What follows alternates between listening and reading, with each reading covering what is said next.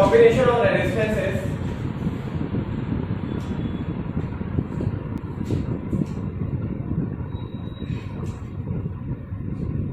and we have to deal with the combination of resistors. We know about the two devices that we know, that is all about the resistance.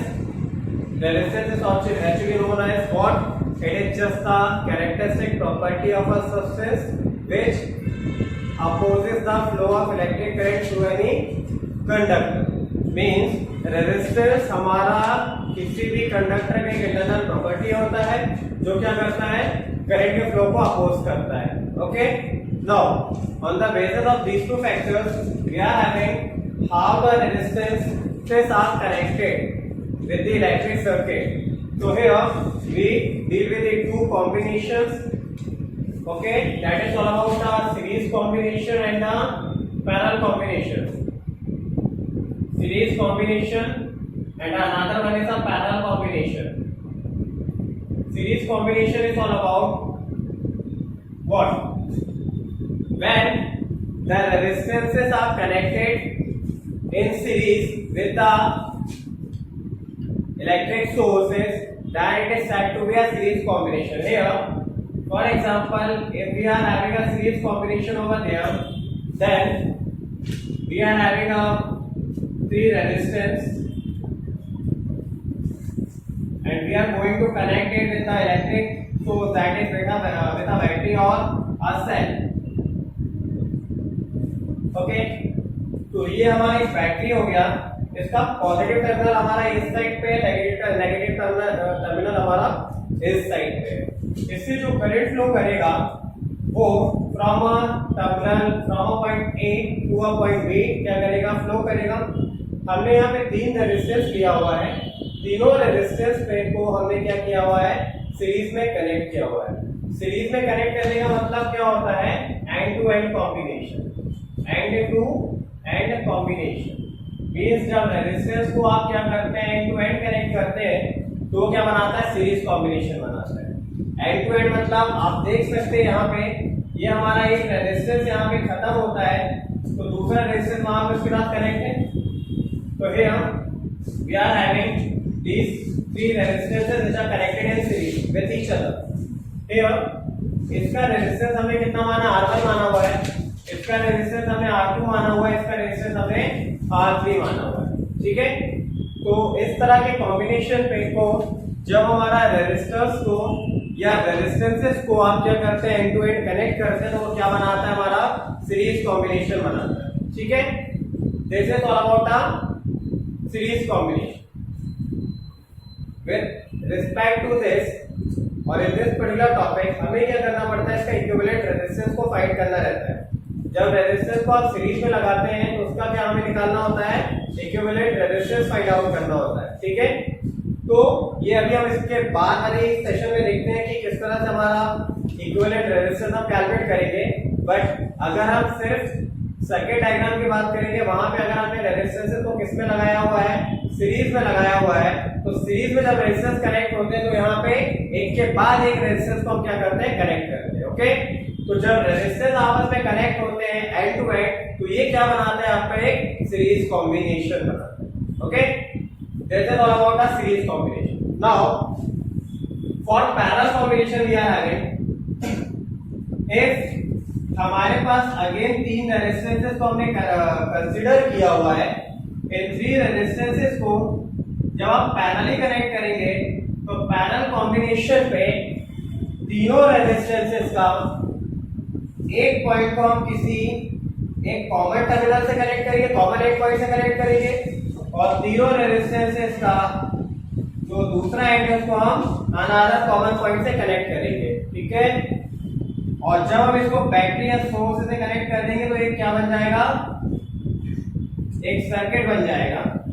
और इस type से अगर हम resistance को लगाते हैं तो ये रेजिस्टेंस का कॉम्बिनेशन हमारा क्या कहलाता है, पैरेलल कॉम्बिनेशन कहलाता है. क्या कहलाता है, पैरेलल कॉम्बिनेशन कहलाता है. ओके, इसका रेजिस्टेंस हमारा R1 है, इसका रेजिस्टेंस R2 है एंड इसका रेजिस्टेंस हमारा कितना है, R3 है. तो आपने बैटरी का पॉजिटिव टर्मिनल ये है, नेगेटिव टर्मिनल ये है. इस पे करंट जब फ्लो होगा तो करंट ऐसा ही फ्लो करेगा. Okay, this is the common point A and this is the another common point B.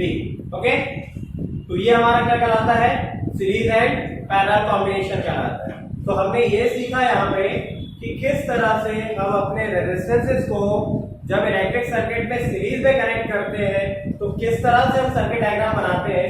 Similarly जब उन रेजिस्टेंसेस को हम पैरेलली कनेक्ट करते हैं तो किस तरह से हम सर्किट डायग्राम को बनाते हैं। ओके, गॉट इट, समझ में आ गया? ठीक है, तो इधर पे जब रेजिस्टेंस को हमने सीरीज में लगाया तो एक के पीछे एक, दैट्स व्हाई हम इसको और क्या बोलते हैं, एंड टू एंड कॉम्बिनेशन बोलते हैं। और जब रेजिस्टेंस को हम कैसे लगाया है, यहाँ पे पैरेलली कनेक्ट किया। तो पैरेलल जब कनेक्ट करेंगे तो जितने भी आप रेजिस्टेंस लगाएंगे, हमने यहाँ पे सिर्फ 3 रेजिस्टेंसेस को कनेक्ट कंसीडर किया हुआ था। इधर पे आप जब मोर देन 3 भी यूज कर सकते हो तो हर एक रेजिस्टेंस का जो एक एंड पॉइंट होगा उसको एक कॉमन एंड पॉइंट ए से हमने कनेक्ट किया हुआ है। यहाँ पे दूसरा एंड पॉइंट जो रहेगा रेजिस्टेंस का उसको अनदर कॉमन पॉइंट बी से कनेक्ट करेंगे। तो ये क्या बनाएगा, वहां पे हमारा पैरेलल कॉम्बिनेशन बनाएगा। Got it? तो सीरीज कॉम्बिनेशन और पैरेलल कॉम्बिनेशन हमारा इस तरह से हमारा इसका सर्किट डायग्राम ड्रॉ होता है। ओके, चलेगा। Combination of resistance,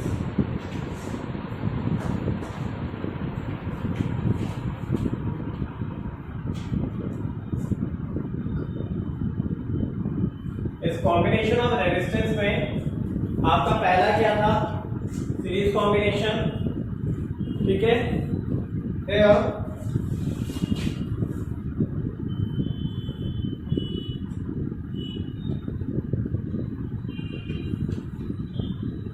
series combination. Okay, हमने क्या सीखा था कि सीरीज कॉम्बिनेशन में जब रेजिस्टेंसेस को हम एंड टू एंड कनेक्ट करते हैं तो वो क्या बनाता है, सीरीज कॉम्बिनेशन बनाता है। यहाँ भी सीरीज कॉम्बिनेशन को और आप क्या बोल सकते हैं, एंड टू एंड कनेक्शन भी बोल सकते हैं। ठीक है, तो here आपने ये देखा कि अगर हमारे पास रेजिस्टेंस लगा हुआ है,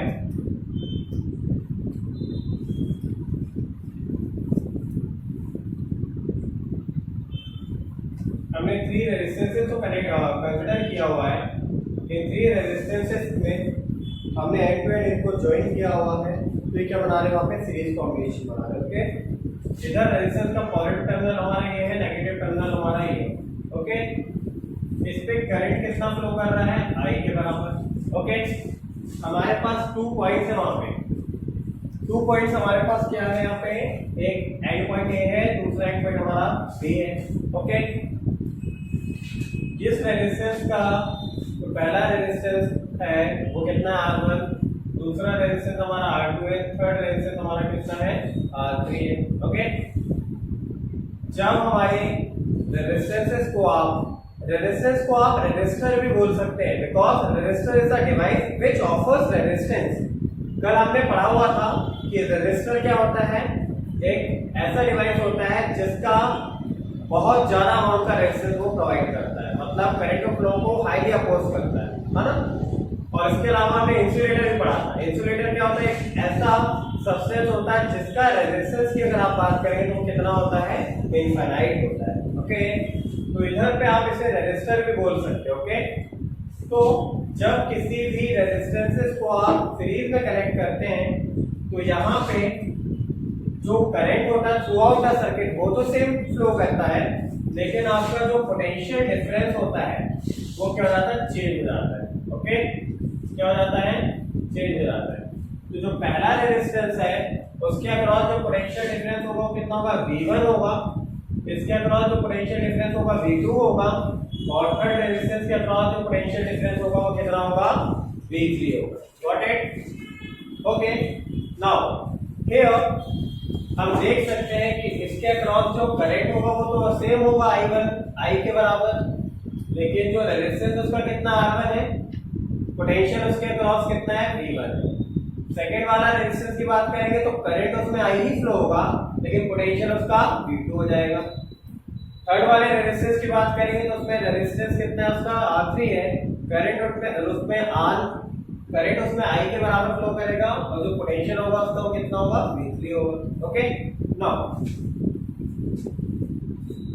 तो हियर जब आप इसको सीरीज कॉम्बिनेशन में रखते हैं, ओके, तो आपका थ्रू आउट द सर्किट जो इलेक्ट्रिक करंट है वो कैसा फ्लो करेगा, सेम फ्लो करेगा। सिर्फ वेरी क्या कर रहा है आपका इलेक्ट्रिक पोटेंशियल। ओके, तो हमें इस पूरे सर्किट का क्या निकालना होता है, रिजल्टेंट इलेक्ट्रिक पोटेंशियल निकालना होता है। How,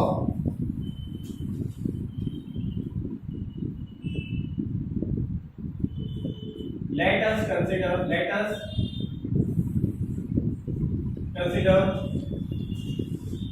three resistances R1, R2, R3 respectively.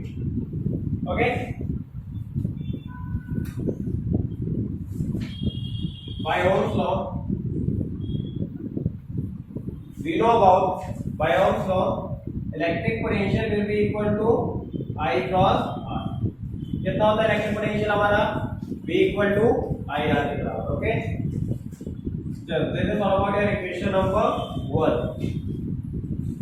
ये ओम्स लॉ जो रहते हैं पूरे होल सर्किट के लिए एप्लीकेबल है। Okay, now with respect to a single resistance अगर हम डील करें तो electric potential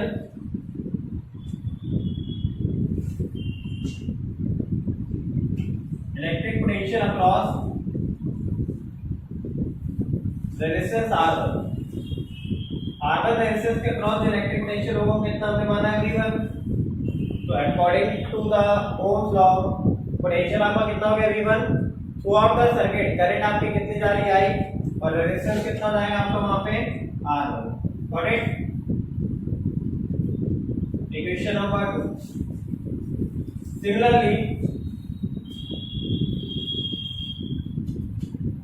Similarly, electric potential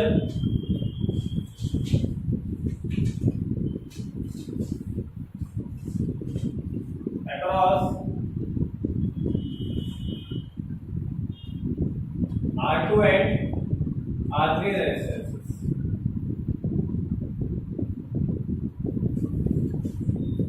R2 के क्रॉस जो हमें इलेक्ट्रिक पोटेंशियल मिलेगा वो कितना हो जाएगा, V2 is equal to I R2, equation number 3, and across R3 resistance we will get electric potential as V3 is equal to IR। got it? Equation number 4। okay, now we have to calculate our resultant potential of the circuit। so here resultant potential of a circuit is given by capital V।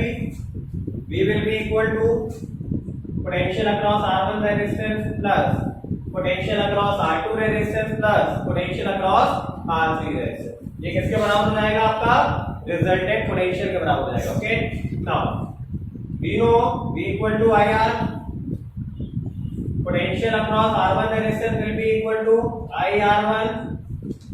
similarly potential across R2 resistance is equal to IR2 and the potential across R3 resistance is equal to IR3। got it? आप देख सकते हैं इन तीनों में terms में आपका क्या common है, इलेक्ट्रिक करंट। तो ये कितना आएगा, करंट आपको कॉमन आएगा तो R1 R2 plus of R3। Okay, here IR, ये I और I कट जाएगा, कैंसिल हो जाएगा। Okay, now here R will be equal to R1 plus R2 plus of R3। okay, and this R can also be called as a equivalent resistance of a circuit। क्या बोलेंगे हम इसको, equivalent resistance of a circuit। okay, तो जब हम series combination की बात करेंगे तो यू कैन सी कि यहाँ पे जो रिजल्टेंट आएगा किसका, पूरे कॉम्बिनेशंस का रेजिस्टेंस को जब आप सीरीज में लगाएंगे तो उसका जो रिजल्टेंट आएगा वो कितना हो जाएगा, सभी रेजिस्टेंस के अलजेब्रिक सम के बराबर। ओके, यहाँ पे अपने 3 रेजिस्टेंस को आपने क्या किया था, सीरीज में एंड टू एंड कनेक्ट किया था, तो उसका जो रिजल्टेंट या इक्विवेलेंट रेजिस्टेंस जो आएगा वो किसके बराबर हो जाएगा, तीनों रेजिस्टेंस के अलजेब्रिक सम के बराबर हो जाएगा। Okay, got it? कोई दिक्कत तो नहीं है यहाँ पे? This is actually known as the equivalent resistance of a circuit. Got it?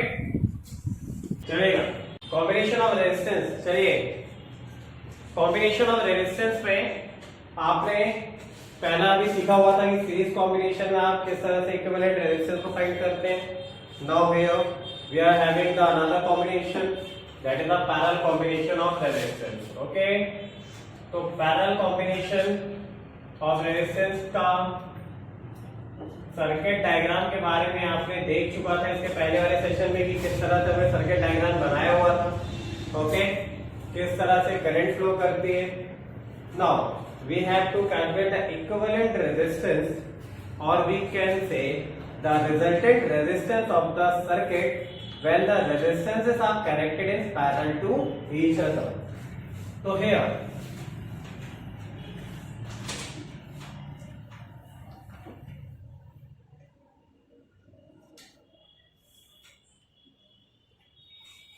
we are having three resistance। अब इसका रेजिस्टेंस R1 है, इसका रेजिस्टेंस R2 है, इसका रेजिस्टेंस R3 है। ओके, इस रेजिस्टेंस का जो एक एंड पॉइंट है तीनों रेजिस्टेंस को एक हमने कॉमन पॉइंट A से कनेक्ट किया हुआ,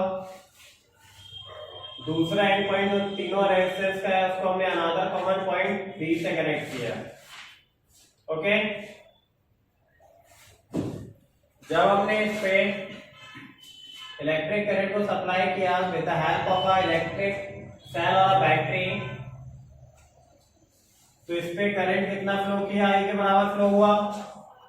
ओके, ये जो A पॉइंट है आप इस A पॉइंट को देख सकते हैं, यहां पे ब्रांचेस दिख रही हैं आपको, एक ये ब्रांचेस है, दूसरा ये ब्रांच है, तीसरा ये ब्रांच।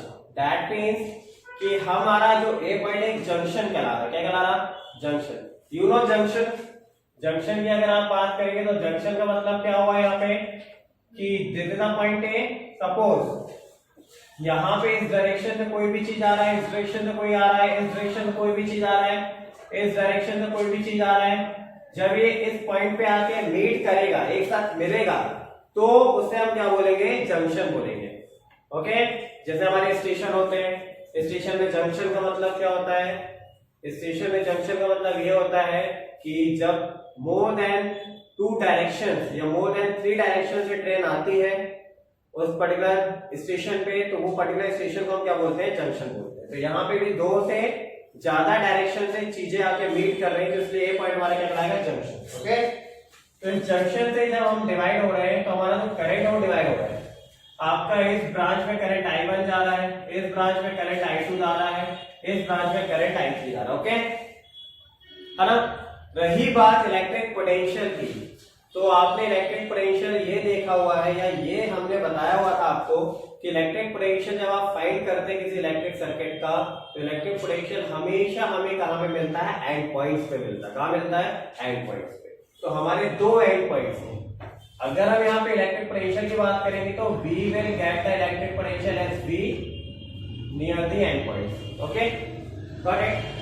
तो here हम देख सकते हैं कि हमारा करंट जो हो रहा है पूरे सर्किट में डिवाइड हो रहा है। ठीक है, ठीक है, 3 ब्रांचेस जो आपने ली हुई हैं, तीनों ब्रांचेस में आपका करंट क्या हो रहा है? फर्दर डिवाइड हो रहा है as I1, I2 and I3। Okay,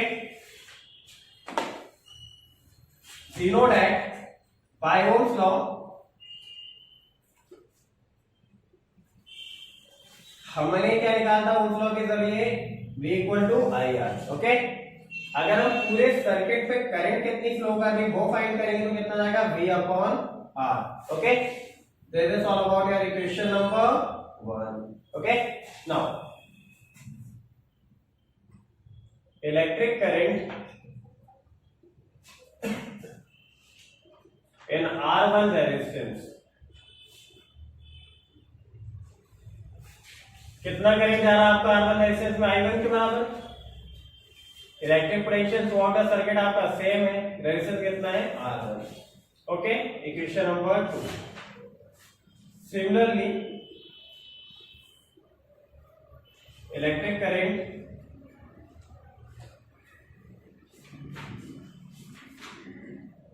through R2 and R3 resistances okay, कितना होगा इधर पे I2 is equal to V upon R2 and I3 is equal to V upon R3. Okay, to find the resultant current of a circuit we have to add the currents of individual branches. So we are having I is equal to I1 plus I2 plus I3. Here from equation 1, 2 and 3, 4 we are having V upon R1 here, sorry V upon R1 plus V upon R2 plus V upon R3. Got it? Now here आप देख सकते हैं कि तीनों terms में V आपका common है, तो उससे आपने कॉमन निकाला तो आपका बचेगा कितना R1 plus 1 upon R2 plus 1 upon R3. ये ब्रैकेट में आ गया आपका, ये और ये पोटेंशियल कट गया, बचा आपका कितना 1 upon R is equal to 1 upon R1 plus 1 upon R2 plus 1 upon R3. This is known as a equivalent resistance of a electric circuit when the resistances are connected in parallel to each other. Got it? तो जब हमने resistance को parallel to each other connect किया तो हमारे पास जो equivalent resistance आ रहा है वो कितना आ रहा है 1 upon R is equal to 1 upon R1 plus 1 upon R2 plus 1 upon R3. Similarly, for n resistances, अगर हमारे पास इलेक्ट्रिक सर्किट में कितने रेजिस्टेंसेस हैं n, नंबर ऑफ रेजिस्टेंस कितना है n, तो जो इक्विवेलेंट रेजिस्टेंस आएगा will be equal to R equivalent, EQ that represent equivalent will be equal to 1 upon R1, 1 upon R2 plus 1 upon R3 plus dash dash dash 1 upon Rn, and Rn is equal to Ns resistance. Got it? आ गया समझ में? पक्का? चलिए